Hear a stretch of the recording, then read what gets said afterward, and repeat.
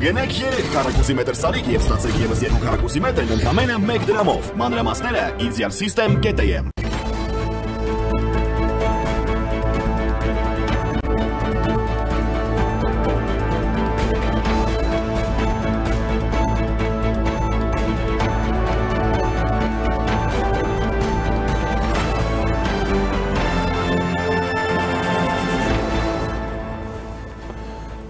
Հայաստանի վարչապետը մասնակցել է Շարմ էլ-Շեյխի խաղաղության գագաթաժողովին, շփումներ ունեցել երկրների ղեկավարների, այդ թվում Ադրբեջանի նախագահի հետ, ինչի մասին էր Մերձավոր Արևելքի ամենանշանակալի դիվանագիտական իրադարձություններից մեկը։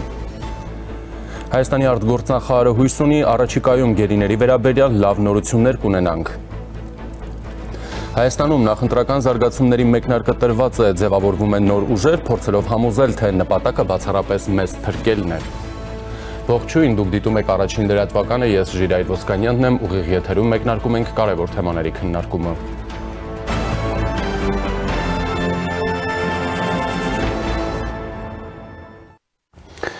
Նախորդին Հայաստանի և Ադրբեջանի առաջնորդները Միացյալ Նահանգների ու Եգիպտոսի ղեկավարների հրավերով մասնակցում էին Մերձավոր Արևելքի խաղաղության գագաթաժողովին։ Եգիպտոսում Գազայի հարցով գագաթաժողովի ժամանակ ԱՄՆ նախագահ Դոնալդ Թրամփը հայտարարել է. «Մենք կարգավորեցինք ևս մեկ պատերազմ Հայաստանի և Ադրբեջանի միջև»։ Նրանք 32 տարի պատերազմեցին և մոտավորապես 1 ժամվա ընթացքում ամեն ինչ կարգավորեցինք, նշել է Թրամփը։ Ապա դիմելով Հայաստանի վարչապետ Նիկոլ Փաշինյանին և Ադրբեջանի նախագահ Իլհամ Ալիևին, Թրամփը հարցրել է. «Դուք երկուսդ արդեն հաշտվել եք, այնպես չէ»։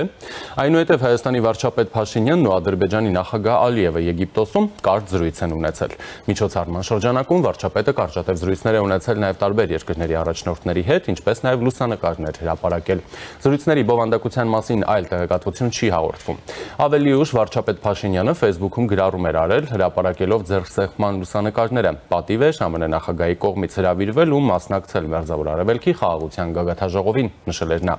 Իր հերթին Հայաստանի արտգործնախարար Արարատ Միրզոյանը Մերձավոր Արևելքի խաղաղության գագաթաժողովի շրջանակում շփումներ է ունեցել մի շարք երկրների, այդ թվում Սաուդյան Արաբիայի, Ադրբեջանի, Իսպանիայի, Օմանի, Ֆրանսիայի, Հորդանանի, Եգիպտոսի, Թուրքիայի, Նորվեգիայի, Հնդկաստանի արտգործնախարարների եւ այլ պաշտոնյաների հետ, հայտնում են արտգործնախարարությունից։ Գերատեսչության տարածած լուսանկարներում արտգործնախարար Միրզոյանը զրուցում է Ադրբեջանի նախագահի օգնական Հիքմեթ Հաջիևի եւ այդ երկրի արտգործնախարար Ջեյհուն Բայրամովի հետ, այլ մանրամասներ չեն հաղորդվում։ Առհասարակ հատուկ իհարկե հետաքրքրության է արժանի Հայաստանի վարչապետ Փաշինյանի եւ Ադրբեջանի նախագահ Ալիևի մասնակցությունը նման կարևոր միջոցառմանը։ Սա Թրամփի դիվանագիտական մոդելի շարունակությունն է, միավորել տարբեր տարածաշրջանների խաղաղ գործընթացները մեկ օրակարգի ներքո։ 2025 թվականի օգոստոսին Սպիտակ տանը ստորագրված Հայաստան-Ադրբեջան հաշտության պայմանագրից հետո Շարմ էլ-Շեյխի հրավերը թույլ է տալիս ամրապնդել խաղաղության իրականացման մեխանիզմներն ու քննարկել էներգետիկ տրանսպորտային նախագծեր, այդ թվում Կովկասից Եվրոպա ձգվող գազատարների եւ ճանապարհային կապերի ուղղությունները։ Հայաստանի համար գագաթաժողովին մասնակցությունն ուներ նաեւ ռազմավարական նշանակություն։ Այսպիսով Շարմ էլ-Շեյխի գագաթաժողովը դառնում է ոչ միայն Գազայի, այլև ամբողջ Մերձավոր Արևելքի խաղաղության խորհրդանիշը, մի հարթակ, որտեղ միավորվում են տարբեր աշխարհաքաղաքական ուղղություններ Վաշինգտոնից մինչև Կահիրե, Բրյուսելից մինչև Երևան։ Հիշեցնեմ, որ Եգիպտոսը, Կատարը եւ Թուրքիան ԱՄՆ նախագահ Թրամփի հետ Գազայի հատվածում հրադադարի մասին համաձայնագրի փաստաթուղթ են ստորագրել խաղաղության միջազգային գագաթաժողովի ընթացքում։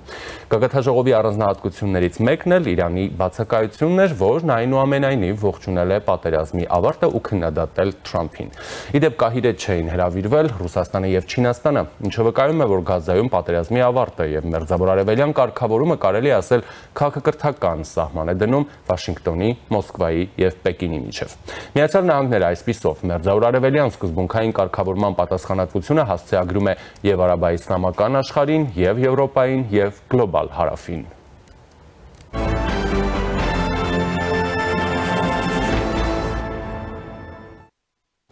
Հայաստանում է ՀԱՀԿ գործող նախագահ Ֆինլանդիայի արտգործնախարար Էլինա Վալտոնենը։ Հայաստանի արտգործնախարարությունում կայացել է նրա հանդիպումը մեր երկրի արտգործնախարար Արարատ Միրզոյանի հետ։ Առանձնազրույցից հետո Միրզոյանը եւ Վալտոնենը համատեղ մամուլի ասուլիսով են հանդես եկել, անդրադարձել տարբեր թեմաների, այդ թվում տարածաշրջանային խաղաղության գործընթացին։ ՀԱՀԿ գործող նախագահ եւ արտգործնախարար Էլինա Վալտոնենը հայտարարել է, որ ՀԱՀԿ Մինսկի խումբը կփակվի ոչ ուշ, քան դեկտեմբերի 1-ը եւ մենք բոլոր կետերը դիտարկում ենք այս հարցի շուրջ։ Նա ընդգծել է, ԵԱՀԿ-ն պատրաստ է սատարել խաղաղությանը եւ դիմակայունությանը Հայաստանում ու տարածաշրջանում եւ հատուկ շեշտադրումը կլինի տնտեսական բաղադրիչում, շրջակա միջավայրի եւ կլիմայի ուղղությամբ։ Հայաստանի արտգործնախարար Միրզոյանը խաղաղության գործընթացի համատեքստում անդրադարձել է Ադրբեջանում պահվող գերիների հարցին, նշելով, որ հաստատված խաղաղության պայմաններում կան մի քանի հարցեր, որոնք դեռ լուծման կարիք ունեն, որոնցից առաջնային է Բաքվում պահվող պատանդարված անձանց ազատ արձակման հարցը։ Ուզում եմ հույս հայտնել, որ առաջիկայում այս առումով լավ նորություններ կունենանք, ասել է արտգործնախարարը։ Ինչպես եւ միշտ այս պահին եւս ես ուզում եմ հույս հայտնել, որ առաջիկայում մենք այս առումով լավ նորություններ կունենանք, համենայն դեպս մենք չենք դադարում մեր ջանքերը եւ բառացիորեն երեք նաեւ Շարմ el-Շեյխում տեղ ունեցած այդ խաղաղության գագաթաժողովի շրջանակներում կրկին մեր ադրբեջանցի գործընկերների հետ քննարկել ենք այս հարցը։ Միրզոյանը անդրադարձել է նաև Վաշինգտոնյան համաձայնություններին, դրանցից բխող Հայաստան-Ադրբեջան պայմանավորվածություններին։ Հայաստանի հարավով անցնող ճանապարհների մասին արտգործնախարարն ասել է, որ ստեղծվում է հայ-ամերիկյան ընկերություն, որը կզբաղվի Հայաստանի հարավով անցնող ճանապարհի բոլոր հարցերով։ Պայմանավորվածությունը հետևյալն է. Հայաստանը եւ Ադրբեջանը ապաշրջափակում են միմյանց միջև տրանսպորտային, ուրեմն հաղորդակցության ենթակառուցվածքները։ Հայաստան եւ Ադրբեջանը, այսինքն բոլոր ենթակառուցվածքները, այն հատվածը երկաթուղու, որը անցնելու է Հայաստանի հարավով, կոչվելու է TRIP ուղի, այսինքն Trump Route for International Peace and Prosperity, այսինքն ունի հստակ անվանումը, ունի սկզբունքները, ինչպես ամբողջ ապաշրջափակման դեպքում, այնպես էլ այս հատվածի դեպքում կան սկզբունքների կա շրջանակ, որոնց ներքո, որոնց շրջանակում տեղի է մնելու այդ ապաշրջափակումը եւ այդ սկզբունքներն են եւ քաչ հայտնի են, բայց ուզում եմ մեկ անգամ ես թվարկել տարածքային ամբողջականությունը, սահմանների անձեռնխելությունը, ինքնիշխանությունը, երկրների իրավազությունը այդ ենթակառուցվածքների նկատմամբ եւ իհարկե փոխադարձությունը։ Հիմա մի հատ էլ ընդգծեմ, սա ամբողջ ապաշրջափակման այդ թվում եւ այդ հատվածին է վերաբերում։ Ես որովհետեւ սա ընդգծում եմ, որտեղ տեսնում եմ շահարկումներ այս մասով դեռ շարունակվում են մեդիատիրույթում գուցե միտումնավոր որոշ շրջանակների կողմից։ Հիմա հայաստանյան երկաթուղու հատվածը TRIP ուղին պետք է դեռ շարունակվի, ուրեմն պայմանները, տեխնիկական լուծումները պետք է դեռ հստակեցվեն Հայաստանի եւ Ամերիկայի Միացյալ Նահանգների կողմից։ Մենք եւ Ամերիկայի Միացյալ Նահանգները օգոստոսի 8-ից հետո արդեն ջանքեր են գործադրել այս ուղղությամբ եւ դա էլ մեր հենց ամենօրյա բարեկոն իմաստով աշխատանքն է, երբ որ մենք ունենանք վերջնական ամբողջական պատկերացում, նաեւ կհանրայնացնենք այդ պայմանները, կլինի հայ-ամերիկյան համատեղ ընկերություն, որը կստանձնի ուրեմն պատասխանատվություն այդտեղ կառուցապատման եւ հետագա շահագործման ուղղությամբ։ Եվ այժմ զրուցելու եմ քաղաքական վերլուծաբան Բորիս Նավասարդյանի հետ։ Ողջույն, պարոն Նավասարդյան, շնորհակալություն միանալու համար։ Բարև ձեզ։ Պարոն Նավասարդյան, մեր զրույցը սկսենք Շարմ el-Շեյխի խաղաղության գագաթաժողովից, որին մասնակցում են, ինչպես նշեցի, նաև Հայաստանի եւ Ադրբեջանի ղեկավարները, ներկայ են 20-ից ավելի երկրների ներկայացուցիչներ։ Նախ փորձենք այսպես ասենք, մարսենք, յուրացնենք տեղի ունեցածը։ Շարմ el-Շեյխը ընդհանուր առմամբ ինչի մասին էր եւ ինչ էին անում այնտեղ Հայաստանն ու Ադրբեջանը։ Առաջին հերթին Շարմ el-Շեյխի հանդիպումը իհարկե դա կարելի է բնութագրել որպես զինադադարի կնքման հանդիպում եւ որոշ քայլեր, որոնք նշված են Թրամփի առաջարկներում, 20 քայլերից մի քանիսը արդեն սկսում են իրականացվել եւ հույս կա, որ ավելի հանդարտ եւ հանգիստ պայմաններում կլուծվեն նաեւ մնացած հարցերը, բայց պարզ է, որ դա դեռ վերջնական լուծումը չի ոչ Գազայի, ոչ էլ Պաղեստինի խնդրի, պարզ է ինչ մեթոդ է օգտագործում այստեղ ԱՄՆ նախագահը, ի տարբերություն, ասենք, ավանդական դիվանագիտական կամ ուժային միջոցներում, ինքը առաջին պլան է մղում տնտեսական փաստարկները, ինչքան փորձում է ներկայացնել, ինչպես կարելի է տնտեսապես եւ սոցիալապես բարելավել կյանքը այս տարածաշրջանում ընդհանրապես եւ Գազայում մասնավորապես եւ որպեսզի այդ հեռանկարները դառնան գրավիչ բոլոր կողմերի համար, թե ինչպես դա կստացվի մենք դեռ իհարկե կտեսնենք, բայց որ տարբեր հարցերում դա վերաբերում է նաև Հայաստան-Ադրբեջան հարաբերություններին, կրկնում եմ, Թրամփը ընտրել է տնտեսական շահերի միջոցը եւ փաստարկը, եւ կարծես թե որ գոնե առաջին փուլերում երկու դեպքում էր իմ նշած դա աշխատում է։ Հիմա ինչ է նշանակում այնտեղ ներկայությունը Հայաստանի եւ Ադրբեջանի առաջին դեմքերի, կարելի է այդպես ներկայացնել, որ Թրամփը ձևավորում է իր խաղաղություն հասնելու աշխարհի տարբեր կետերում թիմը։ Եվ այդ թիմի անդամներ են դառնում նաև Իլհամ Ալիևը եւ Նիկոլ Փաշինյանը, թեև մենք տեսնում ենք, որ բարբերաբար եւ երկրների անուններն է մոռանում ԱՄՆ նախագահը եւ կոնկրետ ղեկավարներին, դա դրսևորվեց նաև որոշ կադրերում Շարմ էլ-Շեյխում, բայց որ ընդհանուր միտումը այնպիսին է, որ ստեղծվում է այդ միջազգային հարաբերություններում դերակատարություն ունեցող Թրամփի խումբ, որոնք եւ PR-ի միջոցով եւ իրենց,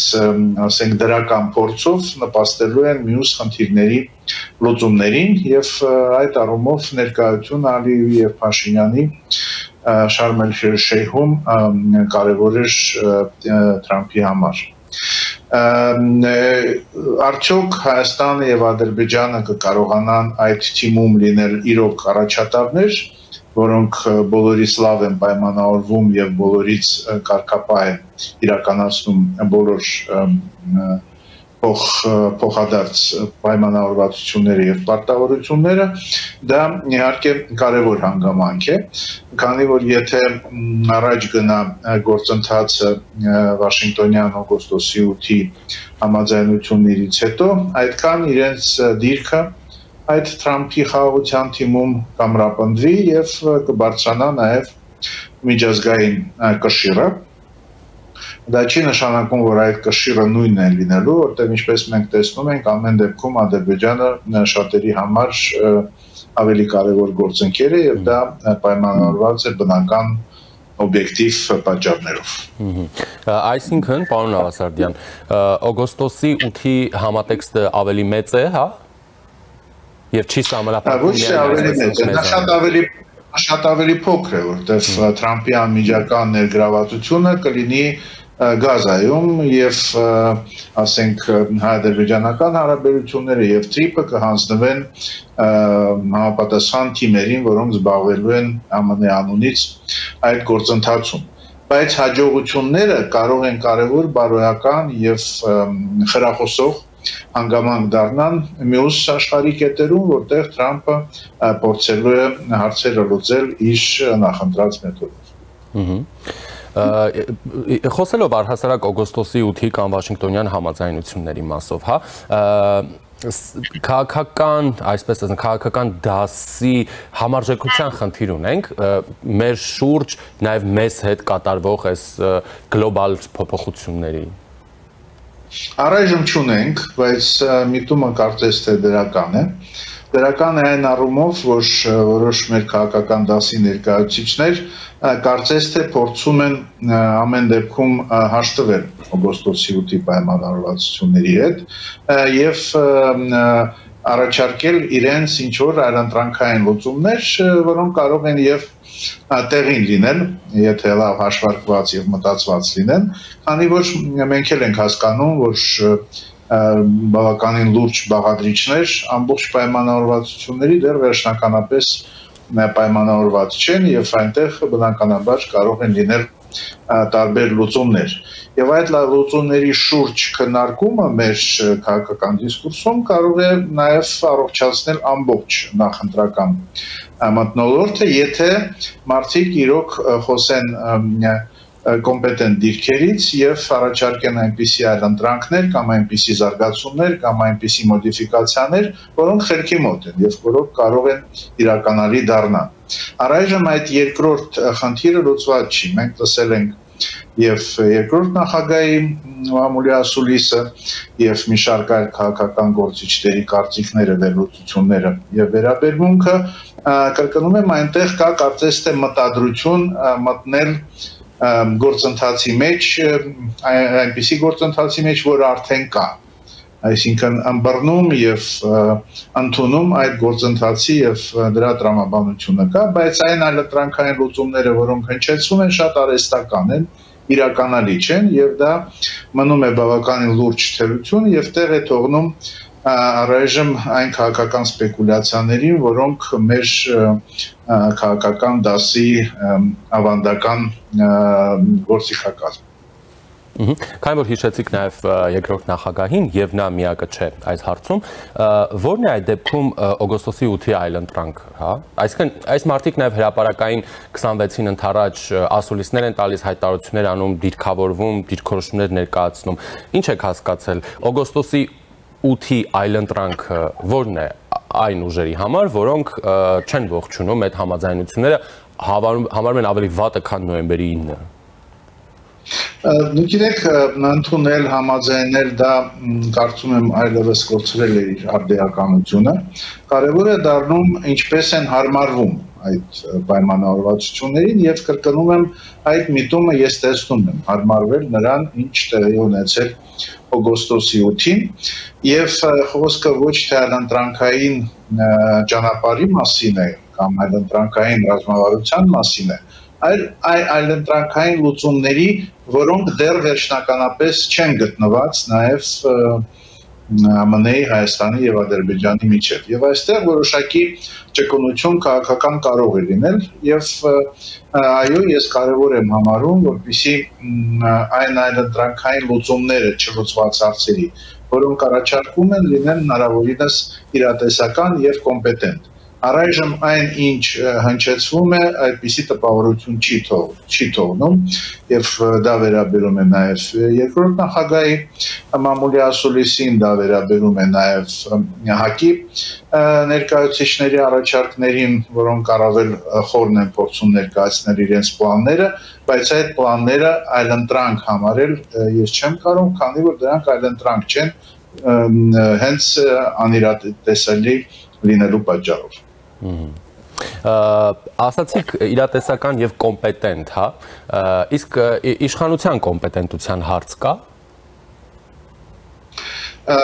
Իշխանության կոմպետենտության հարց կա միանշանակ, քանի որ մենք չենք տեսնում այն պրակտիկ աշխատանքը, որը պետք է կատարվի, միգուցե այն կատարվում է ինչ-որ խորքերում իշխանական կառույցների, բայց մենք դա չենք տեսնում գոնե հրապարակային հանրային դրսևորումներում և ես կարծում եմ, որ արդեն ժամանակն է եղել, որ մի քանի պրակտիկ հարցեր սկսեն քննարկվել և միգուցե հասարակության փորձագետների մասնակցությամբ ավելի հղկվեն։ Խոսքը գնում է ինչպես զուտ տեխնիկական հարցերի մասին և մեր փորձագիտական շրջանակների ներկայացուցիչները արդեն դրանք բարձրաձայնում են, որ մենք պետք է հնարավորինս մրցակցային դարձնենք այն ուղիները, որոնք անցնելու են Հայաստանի տարածքով։ Եվ այստեղ ամենափոքր հարցերը կարող են մեծ նշանակություն ունեցալ, այսինքն արդյոք մենք ունենք հստակ պլան փոխել հոսանքը, որի միջոցով ապահովելու է նաև գնացքների շարժը, արդյոք մենք փոխելու ենք կայուն հոսանքը փոփոխական հոսանքին, որը ըստ մասնագետների 20%-ով բարձրացնում է արդյունավետությունը, իսկ 20%-ը մրցակցային պայմաններում մեծ նշանակություն ունի, մանավանդ հաշվի առնելով բավականին բարդ ռելիեֆը, որը կա Հայաստանում։ Հաջորդ հարցերը ունեն նաև քաղաքական բնույթ, ես բնականաբար այս մեր զրույցի ընթացքում բոլոր հանգամանքներին չեմ կարող անդրադառնալ, բայց կարծում եմ ժամանակն է եկել արդեն մտածել, թե մեր ԵԱՏՄ-ում անդամակցությունը ինչպիսի խնդիրներ կարող է առաջացնել TRIP-ի իրականացման առումով։ Քանի որ գոյություն ունի այնպիսի փաստաթուղթ, ինչպիսին մաքսային կանոնագիրքն է ԵԱՏՄ-ի։ Դա բավականին լուրջ և խոր է և բավականին մանրամասնորեն մշակված փաստաթուղթ է, որը 1200, եթե չեմ սխալվում, էջ ունի։ Եվ այդ մեծ փաստաթղթում կա բավականին մեծ գլուխ, 22-րդ գլուխը, որը հենց նվիրվում է ԵԱՏՄ տարածքով տրանզիտային Բեռնայև ուղևորափոխադրումների։ Եվ այնտեղ կան նաև սահմանափակումներ, որոնք գալիս են ԵԱՏՄ-ի մասնակցությունից, այլ ոչ թե միայն կապված են ազգային օրենսդրությունից։ Ու մենք ունենք մոտավոր հաշվարկներով 2 տարի մինչև կսկսի շահագործվել թրիպը, եւ այդ 2 տարվա ընթացքում մենք բոլոր այդ իրավական եւ փոխադարձ պարտավորությունների հետ կապված խնդիրները պետք է լուծենք։ Մասնավորապես, որպեսզի չեզոքացնենք հնարավորինս այն սահմանափակումները, որոնք ներառված են այդ մաքսային կանոնագրքում, անհրաժեշտ են բանակցություններ ԵԱՏՄ անդամ այլ երկրների մեջ, եթե մենք իհարկե չունենք հստակ պլան, որ 2 տարից հետո Հայաստանը այլևս ԵԱՏՄ անդամ չի լինելու, կարծես թե այդպիսի պլան գոյություն չունի, իսկ եթե լինելու է, ուրեմն իրոք պետք է բանակցել եւ հասնել նրան, որ այդ սահմանափակումները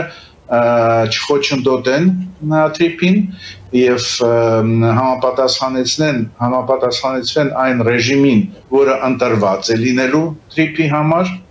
եւ կարծում եմ դրա համար Հայաստանը ունի բավականին լուրջ փաստարկներ եւ այդ փաստարկներից մեկը այն է, որ Հայաստանը ունի ընդհանուր սահման ԵԱՏՄ որևէ այլ երկրի հետ, այսինքն դա առանձնահատուկ պայմաններ է ստեղծում Հայաստանի համար եւ այդ պայմանները պետք է դնել եւ որպես փաստարկ վերանայելու մեր ընդհանուր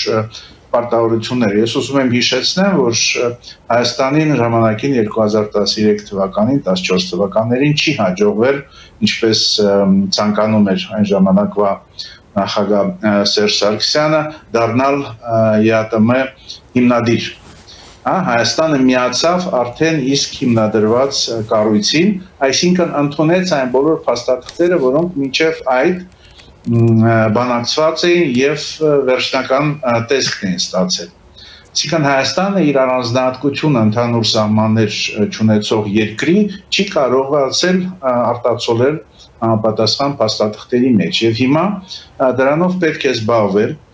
քանի որ եթե Հայաստանը ԵԱՏՄ-ից դուրս չի գալիս, բայց 2 տարուց հետո պատրաստվում է շահագործել թրիփը, դա նշանակում է, որ մենք ուղղակի կունենանք իրավական եւ այլ խնդիրներ, եւ եթե պահպանում ենք մեր անդամակցությունը ԵԱՏՄ-ում, պետք է այդ խնդիրները փորձենք հենց այսօր լուծել, որպեսզի եղած փաստերի առաջ հետո չկանգնենք եւ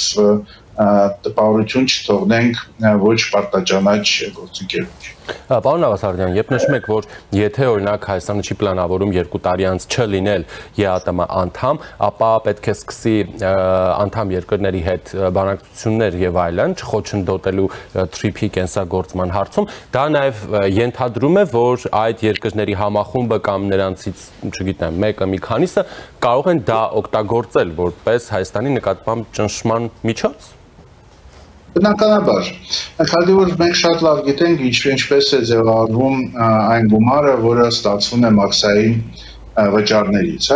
այն ընդհանուր կացայի մեջ հավաքվում է բոլոր ԵԱՏՄ անդամ երկրների եւ հետո ամեն երկրի համար նախատեսված տոկոսով բաժանվում է անդամ երկրների մեջ։ Եթե Հայաստանը որևէ պարտավորություն, որը չի վերաբանակցել, չի կատարելու, ապա կասկածի տակ է դրվելու նաև վերադարձը այն գումարների ընդհանուր կացային, որոնք հասնում են Հայաստան։ Ես շատ պարզ նույնիսկ ոչ թե պատժամիջոց, այլ սանկցիա դա կանվանեի, այսինքն այդպիսի ռիսկեր ենթադրում եմ, որ կար, ենթադրում եմ եւ հուսով եմ, որ այդ ռիսկերի մասին պետք է մտածեն նաև մեր համապատասխան կառույցները, որոնք զբաղվում են թրիփի ապագայի քննարկմամբ եւ որոշումների ընդունմամբ, բայց որ ժամանակը սուղ է, որ պետք է շատ օպերատիվ գործել իսկ մեր օպերատիվ գործելուն խանգարում է նախընտրական շրջանը միանշանակ, երբ բոլոր ջանքերը եւ բոլոր առաջնահերթությունները միտված են այդ ընտրություններում հաջողության հասնելուն եւ բնականաբար այս պայմաններում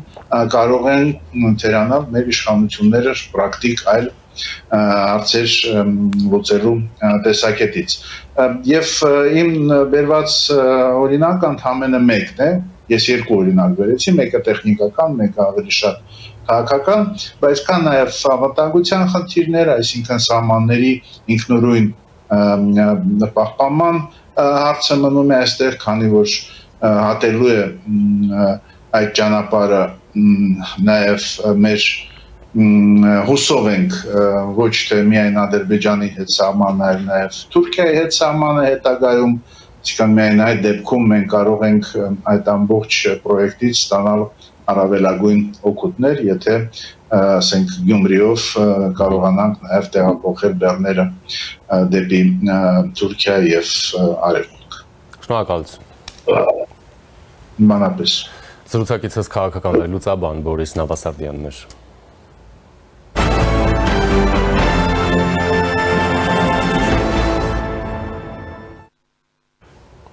Շարունակում ենք։ Հայաստանում նախընտրական զարգացումների մեկնարկը կարելի է համարել բացված, մեր ձևով շարժման համակարգող Նարեկ Կարապետյանը հայտարարել է, որ այս պահին քննարկվում է լայն կոնսոլիդացիայով ընտրություններին մասնակցելու հարցը,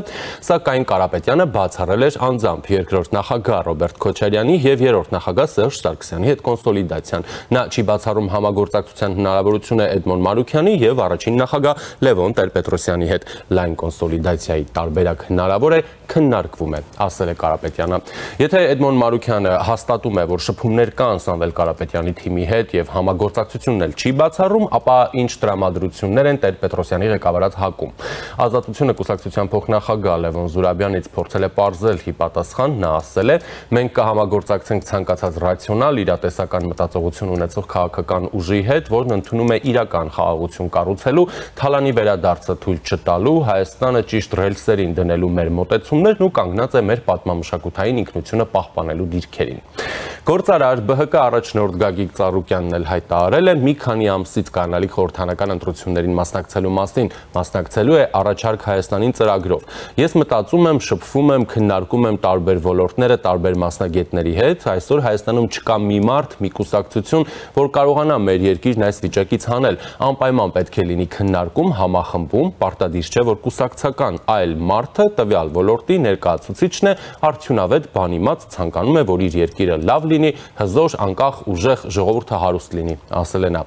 ԲՀԿ-ին խորհրդանական ընտրություններին միանալու է Դեմոկրատական այլընտրանք կուսակցությունը, որի ղեկավար Սուրեն Սուրենյանցը արդեն հայտարարել է ԲՀԿ նախագահ Ծառուկյանի առաջարկ Հայաստանին ծրագրին միանալու մասին, նշել, որ ձևաչափի շուրջ այժմ քննարկումներ են ընթանում։ Նախորդ շաբաթ էլ Հայաստան դաշինքի առաջնորդ Ռոբերտ Քոչարյանը հայտարարեց 2026-ի ընտրություններին մասնակցելու համար։ Նրա խոսքով այս պահին երկու քաղաքական ընդդիմադիր ուժ կա, որ կմտնի խորհրդարան։ Բավական փոքր մարժայով է ԿՊ-ն դեռ առաջ, բայց միասին այդ երկու միավորն արդեն շեշտակի ավելի են։ Մեկը Հայաստան դաշինքն է, մյուսը Սամվել Կարապետյանի ստեղծվող կուսակցությունը, ասել է նա։ Արցախի պաշտպանության բանակի նախկին հրամանատար Սամվել Բաբայանն էլ քաղաքական համագործակցություն է սկսում Հայաստանի ազգային անվտանգության ծառայության նախկին տնօրեն հայրենիք կուսակցության առաջնորդ Արթուր Վանեցյանի հետ։ Նա չի բացառել, Վանեցյանը կարող է լինել վարչապետի թեկնածու, թե Վանեցյանի թիմից տարակուսում են հնարավոր համագործակցության շուրջ։ Եվ այժմ զրուցելու եմ հանրային գործիչ Միքայել Հայրապետյանի հետ։ Բարև ձեզ։ Բարև ձեզ։ Պարոն Հայրապետյան, տեսնում ենք նախընտրական թոհուբոհ է Հայաստանում, նոր կուսակցություններ են ձևավորվում։ Իհարկե բոլորին մեղադրում են մեկը մյուսի մարդը լինելու, մեկը մյուսի կուսակցությունը լինելու մեջ, ընդհանուր հիմա այս ներքաղաքական պատկերը ձեզ ինչ է հուշում, ինչպիսի ռազմավարություն է մեր քաղաքական դասը որդեգրել ապագա ընտրություններին։ Բիրտ պայքարի ռազմավարություն թերևս զոհեր շատ կլինեն, քաղաքական չանի Աստված հանկարծ, որ նաև իրական զոհեր, որը ամենևին բացառել պետք չէ։ Այսինքն մտածում եք կրքերը այնքան թեժանան, որ հրահրեն ինչ-որ քաղաքացիական բախումներ։ Այո, իհարկե, չէ որ դուք նոր նշում եք կուսակցություններ, անհատներ, անուններ տվեցիք, չէ՞ որ բոլորի համար է պարզ, թե դրանք որ կենտրոնից են ղեկավարվում Ռուսաստանից։ Իսկ Ռուսաստանին ինչ է այստեղ պետք։ Բնականաբար խառնաշփոթ, ինչպես 1920 թվականի մայիս 1-յան ապստամբությունից հետո, որը հասցրեց 21 թվականի Մոսկվայի եւ Կարսի պայմանագրերին։ Այսինքն իր ձեռնացուների միջոցով իրականացնելու այդ խառնաշփոթը եւ նրանք էլ ֆաս հրամանը հրաշալի ընդունելու են եւ սկսելու են միմյանց կոկորտ կրծել։ Դրա համար ամենաանհավանական միավորումներ, չգիտեմ, խառնուրդներ, մետիսներ են ծնվելու։ Ինչն է հետաքրքիր, այն անձինք կամ այն ուժերը, որոնք այս կամ այն կերպ աֆիլիացված են, հա, տարբեր կուսակցությունների կամ տարբեր ժամանակի ղեկավարների հետ, նրանք այսպես ասենք տարողված են գնում ընտրություններին, հա։ Մարտավարությունը շատ հիշեցնում է բնականաբար Գյումրին, բայց արդյոք Գյումրու փորձը, այսպես ասենք, այն հաջողված հենքն է, որի վրա համապետական ընտրություն կարելի է օրինակ հաղթել։ Ով հաղթի, ում հաղթի։ Նախ հաղթանակը պետք է ֆիքսենք, ինչ է նշանակում հաղթանակ, ինչ ենք հաղթելու մենք։ Ասեմ, գրեթե բոլոր ուժերում անունը տվեցի, հաղթելու ենք իրական խաղաղություն, մեր ինքնության վերադարձ, ոչնչացումից խուսափելու ենք մեր ազգայինի ու տենց բաներ։ Որ մեկը չի ասում, բոլորն ասում են, այսինքն կա դրանց միջև տարբերություն, ասածների միջև։ Երկու բանում տարբերություն չկա, մեկ ասածների միջև եւ մեկ էլ նույն կենտրոնից հրահանգավորվելու միջև, ոչ մի տարբերություն չկա։ Մեզանում կուսակցությունները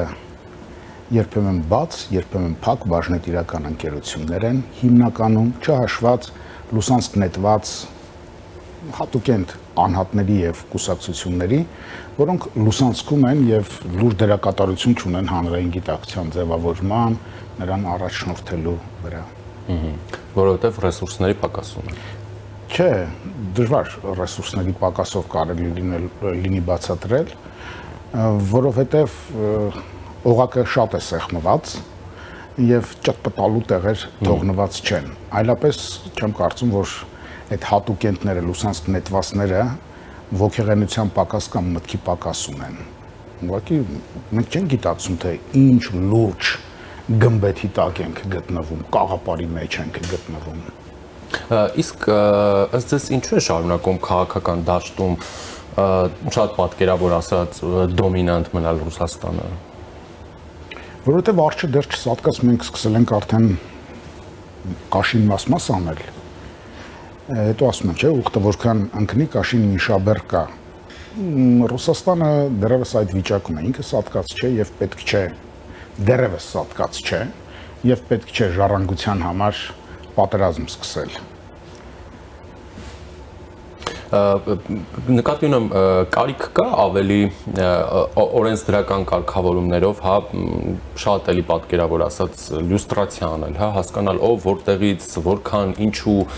ֆինանսական հոսքեր, ռեսուրսներ եւ այլն, որովհետեւ իսկապես եթե նայում ենք տարբեր կուսակցությունների հայտարարագրեր, առնվազն տարակուսելի է դառնում, թե ինչի հաշվին են այս կուսակցությունները գոյատևում։ Մի նվիրատու չկա, մի փող տվող չկա, բայց մեծածավալ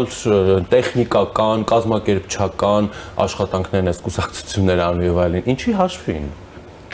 Դա դրանով պիտի զբաղվեն նրանք, ովքեր կոչված են դրանով զբաղվելու եւ ինչի դիմաց աշխատավարձ են ստանում։ Պատկան մարմիններ ինձ նման սովորական քաղաքացին չէ, որ պիտի իր վրա վերցնի չվկայակոչված դատախազի ֆունկցիաներ կամ էլ սովորական նախանձից գործ տվողի ֆունկցիաներ, բացարձակապես ոչ։ Պետությունը ուրեմն այստեղ եւս թերանում է։ Եվ ձեր ասած լյուստրացիան, ինչը շատ ողջունելի է, ճիշտ է մասնակի է, դուք լոկալ խնդիր լուծելու համար եք ասում, բայց ընդհանրապես Հայաստանի անկախությունից ի վեր մի քանի հոգի, այդ թվում նաև ես, ճչում ենք, թե բացեք KGB-ի արխիվները։ Բացելու պարագայում հսկայական այսպիսի խնդիրներ կվերանային։ Մենք չէինք ունենա։ Ես վստահ եմ, որ չի բացելու ներկա իշխանությունը դա, որովհետև ինքն էլ նույն աղբյուրից է սնվել, եկել իշխանության եւ մնալու առայժմ իշխանության, որովհետև այստեղ իշխանությունը ձևավորվելու է Ռուսաստանի քիմքին, Ռուսաստանի խնդիրները սպասարկելուն համապատասխան եւ ոչ թե Հայաստանի շահեր սպասարկելուն։ Իսկ վերջին շրջանի իրադարձությունները չեն հուշում, որ գուցե նաև այդպես չէ։ Ես նկատի ունեմ օգոստոսի 8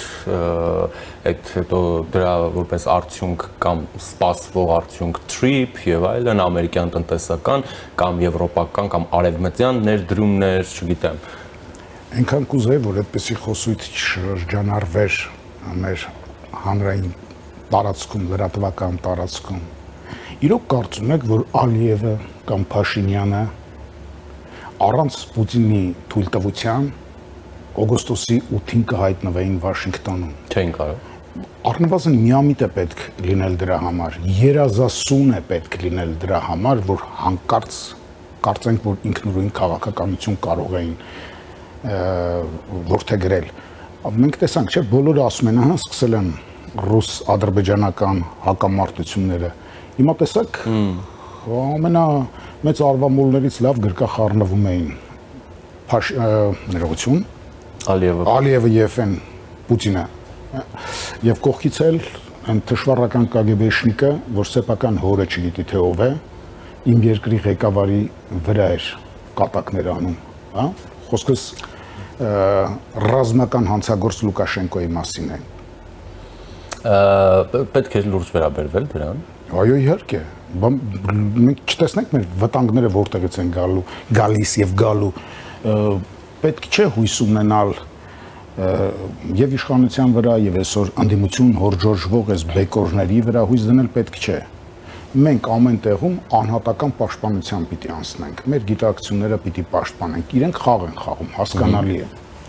բայց ոնց կարելի է լուրջ չընդունել։ Մենք ժամանակին այդպես լուրջ չէինք ընդունում, երբ որ Ադրբեջանը զինվում էր, մենք ասում ենք, այդ մեր դեմ չի, Իրանի դեմ զինում են նրան, եւ դարձյալ արևմուտքից էլ էր զենք վերցնում, Ռուսաստանից էլ, Բելոռուսից էլ, բոլորը զինում էին։ Մեզ էլ ասում էին, որ Իրանի դեմ է, նույնիսկ մեր վարչապետը ժամանակին, ոչ պարոն Փաշինյանը, հա, Մեդվեդևի կողքին կանգնած հարց տվեց լրագրողը Մեդվեդևին, ինքը մեջտեղ ընկավ կոտրած գդալի նման, ինքը պատասխանեց, ասաց դա բիզնես է, իրանք ունի Ռուսաստանը վաճառելու։ Հետո էլ մի ուրիշ առիթով ասաց, որ քաղաքականությամբ զբաղվելու համար մեծ խելք պետք չէ։ Դրա համար էլ անխելքները տիրեցին երկար ժամանակ Հայաստանում եւ մեր վիճակը այս թշվառությունն է եւ մեծ մարտահրավերների առջեւ կանգնած լինելը։ Առնվազն իմ թվարկած սուբյեկտներից եւ ուժերից որևէ մեկի առաջարկի մեջ բովանդակություն չեք տեսնում։ Բոլորն էլ նույն բանն են ասում, եթե ուղղակի տողատակը չկարդաս, նախապատմությունը չիմանաս, բնականաբար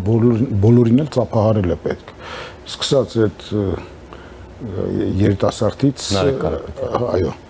նրանից սկսած վերջացրած ումով կուզեք, KGB-ի շեֆ է եղել, հա, մարդը, ուզում եք դրանով, ուզում եք Սամվել Բաբայանը, չգիտեմ ինչ է եղել, հա, պաշտպանական բանակի կոմանդուշի է եղել։ Բոլորը լավ բաներ են ասում։ Գիտեք, այդ լավ բան ասելը չէ։ Գիտեք, բժիշկը երբեմն ցավեցնում է, վիրահատում է, ցավեցնելով, բայց միայն նա է, որ բուժում է, եւ ոչ թե բաղաքշական խոսքեր, ականջին հաճելի խոսքեր ասողներն են բուժում։ Հիմա բոլորը ականջին հաճող խոսքեր են ասում, արժանապատիվ, չգիտեմ ինչ խաղաղություն, բան, հա, թե չէ Նիկոլը կարողանում է ու չի բերում, թե չէ իրենք կարողանալու են, դե թող ասեն ինչ ձևով են բերելու, թե չէ իրենք չեն գրկելու Էրդողանի գիրքը նկարով ու նկարվեն հետը, գրկեն են, թե Հայաստանի միեսկան օգուտ է, ուրեմն պիտի գրկեն, մանավանդ, որ իրենք գրկելու սովոր են։ Իսկ ձեզ համար պարզ է, օրինակ նույն Ռոբերտ Քոչարյան եւ Սերժ Սարգսյան, այսպես ասենք, այս միմյանց թիրախավորումը եւ այլն, սա ընդհանրապես մարտավարություն է,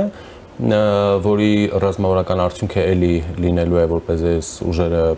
Գյումրի օրինակ միավորվեն, թե իրապես հիմա հաշիվներ են պարզում, որովհետև ուզում եմ հիշեցնել նախորդին էլ Սամվել Ֆարմանյանն էր բացահայտում արել, որ կհիշեք Հայաստանի անդամակցության ԵԱՏՄ-ի Նազարբայևը, որ Ալիևի մտահոգություններն էր փոխանցում եւ այլն, այսինքն առանց Լեռնային Ղարաբաղ Հայաստանը իր միջազգայինորեն ճանաչված սահմաններով պետք է անդամակցեր, նա նշում էր, որ Սերժ Սարգսյանը որոշեց ընդունել Հայաստանի ներսում բուռն քննադատությունը իր հաշվին լռել, ձայն չհանել, բայց միայն ակնարկում էր չբացահայտեր եւ այդտեղ հնարավորություն չտար օրինակ նույն Նազարբայևին ներկայացնել 2002 թվականին Քոչյանի կառավարման տարիներին Հայաստանի անդամակցության փաստաթղթի պատժեն առևտրի համաշխարհային կազմակերպությանը, որտեղ էլի Լեռնային Ղարաբաղ գոյություն չուներ, հա, խոսում է մեծ պետականամետ գործչի մասին ըստ Ֆարմանյանի սա։ Եկեք ձեր թույլտվությամբ թողնենք թող այդ մասով խնդիրը մեկնաբանեն, այդ պարոնի ասած խոսքի մեկնիչները դառնան միջնադարյան։ Ես փորձեմ այլ բանից մոտենալ, հա, այլ կողմից մոտենալ։ Մանավանդ նրանք ավելի լավ կարող են անել, որովհետև անձնական շահագրգռություններ ունեն։ Ես ընդհանրապես շահագրգռություն չունեմ, բացարձակապես, չասեմ չհետաքրքրում, չասեմ անտարբեր եմ, բայց բացարձակապես այդտեղ կես քայլ անգամ անելու մտնելու խնդիր չունեմ։ Դրա համար կարող եմ ինձ թույլ տալ անկեղծ լինել եւ կարող եմ ինձ թույլ տալ այդպիսի բաներ չմեկնաբանել, բայց մյուս կողմից ձեր բարձրացած խնդիրը իրոք լուրջ է։ Դուք ասացիք Ռոբերտ Քոչարյան, Սերժ Սարգսյան։ Ձեր թույլտվությամբ ավելի հեռվից սկսեմ։ Գիտեք, 98 թվականին, երբ Հայաստանում եղավ 1998 թվականին, երբ եղավ պետական հեղաշրջումը, խելոք մարդիկ 1-2 հոգի ասացին, որ դա եռապետություն է։ Աշխարհի բոլոր եռապետություններն այդպես են շարունակվել, երբ որ գցում են նախորդին, իրենք գալիս են, այդպես են շարունակել իրենց ճանապարհը, երբ ճանապարհի ոչ շատ անցած լինելուց հետո մեկին արանքից հանում են, դա եղավ Վազգեն Սարգսյանը։ Մնացին երկուսը, որոնք նույն պարոն Քոչարյանը եւ պարոն Սարգսյանը, որոնք նույն մարմնի երկու գլուխներն էին, բայց ահավոր թշնամական իրար դեմ, պարզապես չէին կարող գիծ հատել, որովհետև մարմինը նույնական է, բայց միևնույն է եռապետությունների, սկսած հին Հռոմի ժամանակներից, եռապետությունների տրամաբանությունը միշտ բերում է նրան, որ վերջում օրհասական պահին սրանք իրար խոշոտում են։ Ես չգիտեմ, արդյոք այդ Ադրբեջանը խորհրդային միությունում գավառ էր, չէ։ Հիմա գավառն էլ Արցախն էր, չէ։ Հիմա այդտեղից դուրս եկած երկու հոգին հռոմեականի հետ համեմատվել այդ տրամաբանության մեջ գտնվել կարող են, թե չէ։ Եթե լուրջ մարդիկ են, դժբախտաբար ճանապարհը դա է, նրանք միմյանց հոշոտելու են, չգիտեմ մինչև ընտրությունները, թե ընտրությունների ժամանակ, թե դրանից անմիջապես հետո։ Հոշոտելու են իրար։ Այո։ Այլապես իրենք անհատապես կյանք չունեն, քաղաքական կյանք չունեն, այն մեկն արդեն խրխռացնում է պարոն Քոչարյանը, պատկերացնում եք, իր երիտասարդ տղային է զոհասեղանին բարձրացրել։ Մենք խորքերը չենք ուզում նայենք, մակերեսից ենք նայում եւ չենք ուզում պատմության տրամաբանությունն ընկալել, այլ փորձում ենք այսօր էս եղավ, այս խնդիրը լուծենք, օրվա հարցը լուծենք եւ մեր Թումանյանի համբոյի աշխարհընկալման մեջ գտնվել, որ տղային ասում է խորհուրդ է տալիս, օրեր են կմտնեն, անց կկենան։ Հայ մարդու համար կյանքը օրերը դժբախտաբար ոչ թե երջանիկ ապրելու, խրոխտ լինելու, հա, դրական բաների համար են, այլ մի հատ սռոկ է, որ պետք է ադբիտ անել։ Հասկանում եք։ Այս աշխարհընկալումը գլխի վայր փոխել է պետք։ Ովքեր պիտի փոխեն։ Երևի թե դուք պիտի փոխեք, որպեսզի այսպիսի հողաթափիկ ինֆուզորիաների չանդրադառնաք, իրենց մի անդրադարձեք,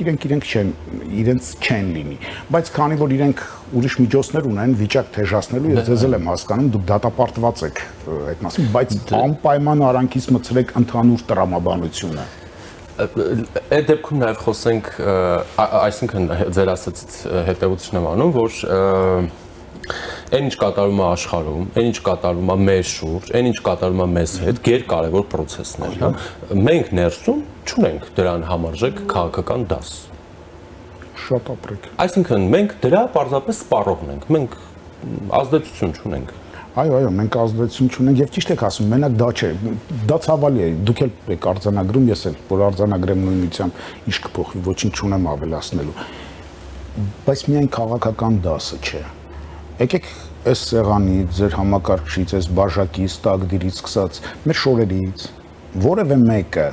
մենք ունենք, մենք ենք արտադրել։ Քաղաքական դաս ոնց պիտի արտադրենք։ Եթե տնտեսապես կաղապարի մեջ ես, կալպակի տակ ես, բնականաբար առավել եւս քաղաքականապես ես կալպակի տակ։ Հայ քաղաքական միտք չի ծնվել։ Փորձեցին երկու հոգի դա անել, մեկը Վազգեն Մանուկյանը ժամանակին, երբ որ վերջին կայսրության, վերջին դինոզավրի կործանման մասին էր խոսում, բայց ափսոս կիսատ մնաց, հետո դա այլափոխվեց, մետամորֆոզների ենթարկվեց, դարձավ համաշխարհային ազգի հում գաղափար, որ նետվեց ոտքերի տակ, եւ հետո Լևոն Տեր-Պետրոսյանը դա արեց, որում շատ լավ արեց, խաղաղություն թե պատերազմի երկով, մենք բոլորս, այդ թվում նաեւ ես, ժամանակին, մենք բոլորս սնուցված մեր իրեն չարդարացրած պատմության դասերով սուր ճոճեցինք դրա դեմ եւ ըստ էության մեր հավաքական մտքի խտացումն էին Ռոբերտ Քոչարյանը, Վազգեն Սարգսյանը, Սերժ Սարգսյանը, որոնք մտան այդ մարդուն, ասում տես ժողովուրդը սրանք են, սրանք ասում են չէ։ Պատերազմով պետք լինի կտանք, ինչքան կարող ենք պահենք, մեկ էլ տեսար աշխարհում բան է փոխվում։ Հիմա սկսեց աշխարհում բան փոխվելը, բայց արդեն մերը չէ։ Մենք չկարողացանք պահել մինչև այս պահը։ Դա էր պարոն Փաշինյանի առաքելությունը, որը չկարողացավ իրականացնել։ Պահել։ Այո, պահել մինչև համաշխարհային իրարանցում, իսկ իրարանցումը սկսված է։ Մենք չկարողացանք դա անել։ Եվ հենց ինչպես Արթուր Մեշյանն է ասում, Սալյանովը կոտրվեց իր սիրած փոսում, հա, նույն տեղում դարձյալ։ Հետո էլի հետագա պատմաբանները, եթե կլինեն Եղիշեի նման, եթե կլինեն մեր ըստ էության հաղթողներն են պատմություն գրում, իսկ մեր պետությանը հաղթել է եկեղեցին եւ միշտ եկեղեցին է գրել եւ մեզ սրսկել է մի բան, որ ավարայրում մենք հաղթեցինք, որովհետեւ բարյական հաղթանակը շատ ավելի բարձր բան է, այսինքն